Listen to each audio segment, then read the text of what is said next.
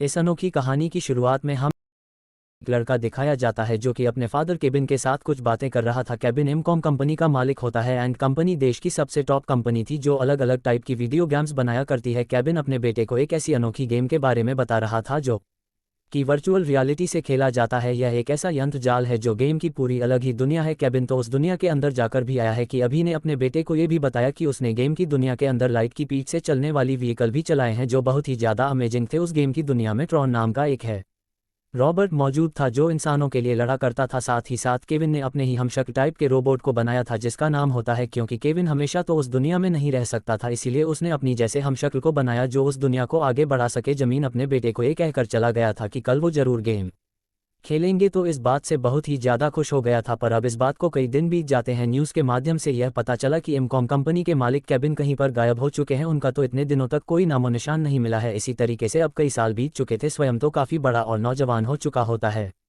Sam अपनी super bike पर बैठकर एमकॉम कंपनी में चला जा रहा था। अपने फादर के इस तरीके से गायब होने के बाद सैम को उनकी कंपनी के प्राइमरी शेयर होल्डर्स बना दिया गया था, यानी कि सैम के पास एमकॉम कंपनी की सबसे ज़्यादा शेयर मौजूद थे। पर सैम को ज़रा भी इंटरेस्ट नहीं था अपनी फादर की कंपनी का मालिक बनने के लिए। सैम तो यहाँ पर चोरी चुप के एमकॉम कंपनी के हेडक्वार्टर में घुस जाता है जहाँ पर एक नए गेम की लॉन्चिंग की शुरुआत हो रही थी। सिक्योरिटी से बचते हुए डेटाबेस रूम में चला गया था जहाँ पर वह एमकॉम कंपनी की बहुत सारी गीत जो कि पेड वर्जन में थे उन्हें कॉपी करके इंटरनेट पर अपलोड कर देता है जिससे कि सारी जनता इनको कंपनी की वो सभी गेम्स पूरी खेल सकती थी। पर अब ये सारी बातें जैसी सिक्योरिटी वालों को पता चलती है वह शाम का पीछा करने लगी थी। सैम तो भागते भागते बिल्डिंग एकदम टॉप पर पहुंच जाता है। सिक्योरिटी भी उसका पीछा करते करते हैं वहां पर पहुंच गई थी और बिना डरे इतनी ऊंचाई से बिल्डिंग के नीचे कूद चुका था, लेकिन वह तो पहले से तैयार जारी करके आया होता है तो पैराशूट की मदद से फेफड़े नीचे आ गया था। पर बदकिस्मती की बात यह थी कि स्वयं को पुलिस वाले पकड़ लेते हैं और सैम को मजबूरन जेल में जाना ही पड़ेगा। लेकिन एमकॉम कंपनी में काम करने वाले एक आदमी जिनका नाम लिए होता है उन्होंने की जमानत करवा दी थी, जिसके बाद ली और शाम घर पर आ जाते हैं। लिए यहाँ पर शाम को समझाते रहते हैं कि तुम्हें एमकॉम कंपनी का मालिक बन जाना चाहिए, पर सामने तो पहले से ही डिसाइड करके रखा था कि वह कंपनी को नहीं संभाल लेगा। अब यहाँ ली को एक शॉकिंग बात बताते हैं, लेकिन हिसाब से उन्हें कुछ महीनों पहले उनकी पीठ पर केबिन का मैसेज आया था, इसीलिए चाहते थे कि सेम उस मैसेज के बारे में कुछ छानबीन करें। लेकिन यहाँ पर शायद इस बात को ज़्यादा सीरियसली नहीं लेता। सैम को लगता था कि उसके फादर या तो मर चुके हैं या फिर किसी दूर देश में जाकर मजे कर रहे हैं। लेकिन फिर भी अंकल ली की इतनी ज़्यादा खोज करने पर सैम कंपनी के आर्केड गेम स्टेशन पर ले जाता है जहाँ से ये मैसेज मिला था। तो वहाँ पर पहुँचकर कार गेम मशीन के अंदर पैसे डालकर खेलना स्टार्ट कर देता है। पर तभी उसका कोई अचानक नीचे गिर गया था जिससे कि स्टैंड को जमीन पर कुछ लकीरें बनी हुई दिखाई देती है। उसे गेम के अंदर कुछ गड़बड़ी लगने लगी थी और जो उस ऑर्किड मशीन को थोड़ा सा हिलाता है तब उसके पीछे एक अलग ही रास्ता मौजूद था जो लगातार नीचे जा रहा होता है। सैम तो उस रास्ते को फॉलो करते हुए एक अलग ही रूप में पहुंच चुका था। वहां पर रखी गई सारी चीज़ों को देखकर समझ जाता है कि हो ना हो यह जरूर मेरे फादर केबिन का सीक्रेट बेस होगा। इसीलिए अब सैम वहां पर मौजूद कंप्यूटर को एक्टिवेट करने लग जाता है। कुछ देर तक अच्छे से कोडिंग करने के बाद वहां पर तेजी से रोशनी निकलती है और ये लेजर सीधा स्थान के ऊपर पड़कर उसे कहीं और टेलीपोर्ट कर देती है। शाम को जब होश आया तो वह एक अलग ही दुनिया में पहुंच चुका था। वहां की सारी चीज़ें एकदम डिजिटल और नीट एंड क्लीन थी, मानो कि वह फ्यूचर में पहुंच चुका है। वहां पर मौजूद सारी अनोखी चीज़ों को देख ही रहा था तभी एक पेशी पाकर सैम को अपने साथ लेकर चली जाती है, जिसके बाद शाम को एक बहुत ही बड़ी जगह पर लाया गया था जहां कुछ ब्यूटीफुल लड़कियां उसका कॉस्ट्यूम चेंज कर दी है। साथ ही साथ की पीठ पर एक ऐसा लगाया गया था जिससे कि उसके दिमाग की सारी मेमोरी उसके अंदर कॉपी हो जाती है और यही था उसका वेपन, क्योंकि अब से को एक टूर्नामेंट में पार्टिसिपेट कर न था जहां चारों तरफ ऑडियंस मौजूद होंगी। इस मज़ेदार लड़ाई का मजा लेने के लिए स्वयं के सामने एक एक करके उसकी नींद आने लगी थी। शुरुआत में तो बिल्कुल भी उनसे लड़ी नहीं पा रहा था, लेकिन धीरे धीरे वो अपने दिमाग का यूज़ कर उन सभी अपने को हरा देता है। पलाश ने उसे एक बहुत ही तरह पुनीत मिला था जो टैंकों का काफ़ी ज़्यादा मार रहा था। तभी अचानक स्वयं के हाथ से थोड़ा सा खून निकलने लगता है जिससे कि वो रोबोट उसके ऊपर हमला करने से रोक दिया था और वो सैम को उठाकर स्क्रीन पर यह कहता है कि यह एक इंसान है। जिसके बाद स्वयं को तुरंत ही इस पूरे टूर्नामेंट के हेडमास्टर के पास लेकर आया गया था। उस हेडमास्टर ने जैसे ही अपना चेहरा दिखाया तो क्राइम एकदम की रह गया, क्योंकि वो चेहरा तो सेम टू सेम उसके फादर केबिन जैसा दिख रहा था। दरअसल ये कह भी नहीं होता बल्कि केबिन द्वारा बनाया गया उसका ही हमलिया होता है। लेकिन यहाँ पर ब्लू सैम को देखकर ज़्यादा सप्लाई नहीं हो रहा था बल्कि वह तो का अपने पास लेकर उसे स्कैन करने लग जाता है, लेकिन ब्लू को उसके अंदर अपने काम की कोई भी चीज़ नहीं मिलती। इसीलिए अब ब्लू सैम को चैलेंज करता है उसके साथ ही कंपटीशन करने के लिए, जिसके बाद शाम को एक अलग टीम ने भेज दिया गया था और फ्लू की एक अलग टीम भी। दोनों ही टीम के बीच लाइट की स्पीड से चलने वाली बाइक पर रिलीज होगी और जो लास्ट तक टिकेगा जीत जाएगा। सैम तो अपने वालों के साथ अच्छा कोऑर्डिनेट करके क्लू की टीम को काफ़ी अच्छी टक्कर देता है। लास्ट में तो सिर्फ शाम और फ्लू ही बचे थे, पर अपलोड सैम को उसकी गाड़ी से गिराकर उसे जान से मारना चाहता था। तभी अचानक उस टूर्नामेंट की प्लेग्राउंड में एक अजीब तरीके की मॉडर्न कार आ जाती है, जिसके अंदर कियारा नाम की एक लड़की मौजूद थी, जो स्वयं को अपनी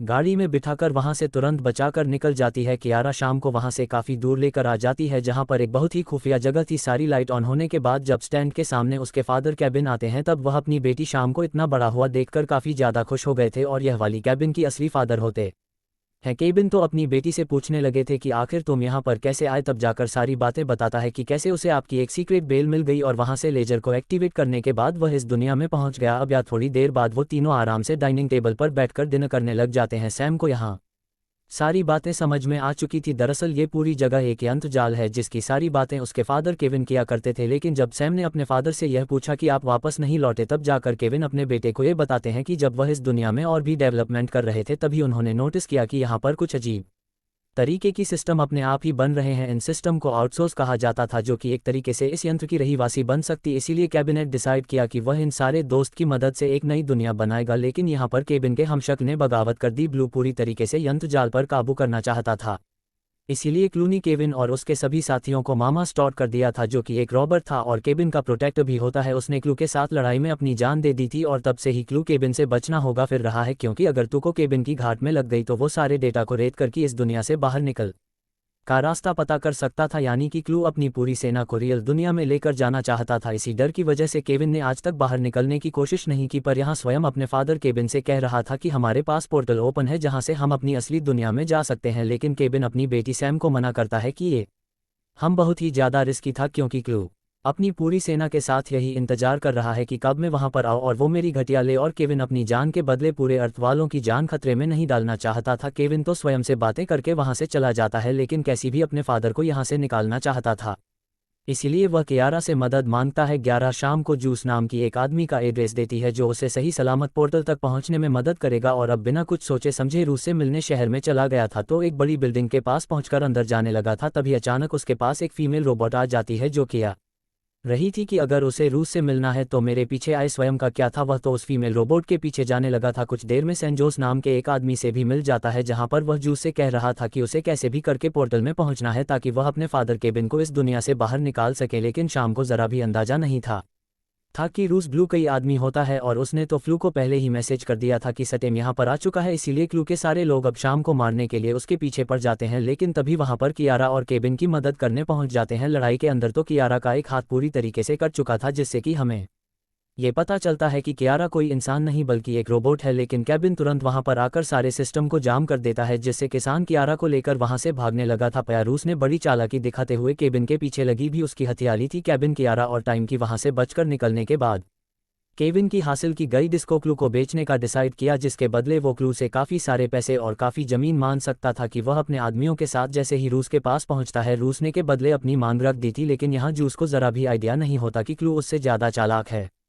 दूसरी टोली लिया था, पर अब उस पूरी बिल्डिंग को स्ट्राइकर करके उन्हें मार देता है। केबिन सैम और कियारा के साथ एक फ्लाइंग मशीन की ऊपर आगे बढ़ रहा था। साथ ही साथ वह कियारा को पूरी तरीके से ठीक करने के लिए उसके सिस्टम को रिबूट करता है, और थोड़ी देर में ही किया और अब पूरी तरीके से ठीक हो चुकी थी। सैम यहाँ पर कहीं ना कहीं कियारा को पर करने लगा था। वो दोनों तो बैठकर बहुत सारी बातें करते हैं। कियारा सैम को केबिन के बारे में बता रही थी कि कैसे केबिन ने उसे बनाया और उसका अपनी बेटी की तरह ख्याल रखा। वहीं दूसरी तरफ फ्लू के सारे लोग केबिन का पीछा करने में लग जाते हैं। कई घंटों का सफर तय करने के बाद केबिन सैम और कियारा है एक ऐसे मिलिट्री बेस पर पहुंच गए थे, जो कि तीनों ने अपनी पूरी सेना को रखने के लिए बनाया था। वो दिनों अपने फ्लाइंग मशीन में से उतरकर उस बीच के अंदर चले जाने लगते हैं, लेकिन वहां पर चारों तरफ की गार्ड खड़े हुए थे। इसीलिए 11 बिना कुछ कहे उन सभी का ध्यान भटकाने के लिए चली जाती है, जिसका फायदा उठाकर सैम और केबिन अंदर जा सके।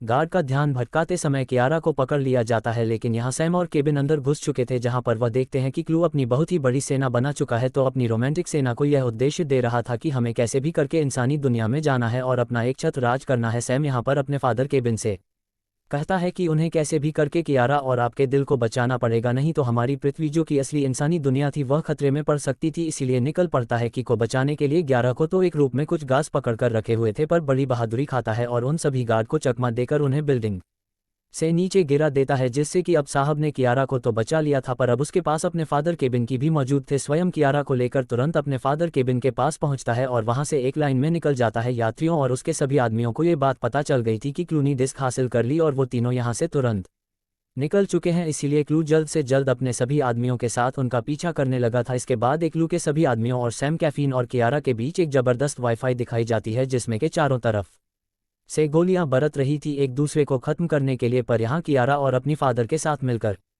कि कई सारी आदमियों को ढेर कर देता है। उन सभी रॉबर्ट्स में ट्रॉन भी मौजूद था, जो एक टाइम पर केबिन का प्रोटेक्टर होता है। केबिन तो ट्रॉन को याद दिला रहा था कि तुम इंसानियत को प्रोटेक्ट करने के लिए बनाए गए थे, जिसके बाद ट्रॉन, जो कि लू के कंट्रोल में था, वह पूरी तरीके से आज़ाद हो चुका होता है, केबिन को बचाने के लिए अपने ऊपरी करने लगा था, जिसके बाद वह दोनों लड़ाई कटी नीचे गिर जाते हैं। हालांकि क्लू बड़ी चालाकी से बचती हुए ड्रोन को नीचे गिरा देता है और खुद बढ़ जाता है। केबिन टाइमर किया रहा है, इस मौके का फायदा उठाकर सीधा उस पोर्टल के पास पहुंच गए थे जहां से इंसानी दुनिया की तरफ जाया जा सकता है, लेकिन उन सभी को इतनी आसानी से जाने नहीं दिया चाहता था, इसीलिए वह भी उनका पीछा करती भी वहां पर पहुंच जाता है और अपलोड से यह कह रहा था कि उन दोनों ने साथ मिलकर यह पूरी दुनिया को डेवलप करने का सपना देखा था, तो केविन इस तरीके से इंसानी दुनिया में कैसे जा सकता है। पर यहाँ केविन फ्लू से दूर भागने की बजाय उसके पास जाने लगता है। केविन तो ये कहने लगा था कि मैंने तुम बनाया है तो मैं तुम्हें मिटा भी सकता हूं, और अब केबिन के कहने पर तुरंत ही कियारा ने वहां पर एक छेद बना दिया था, जिससे कि वह ब्रिज टूटने लग जाती है। कियारा तो शाम को लेकर सीधा पोर्टल की तरफ बढ़ने लगी थी, जैसा कि केविन ने सीक्रेट प्लान किया था। क्लू केबिन को काफी ज्यादा घायल करके उसकी हासिल कर लेता है, पर तभी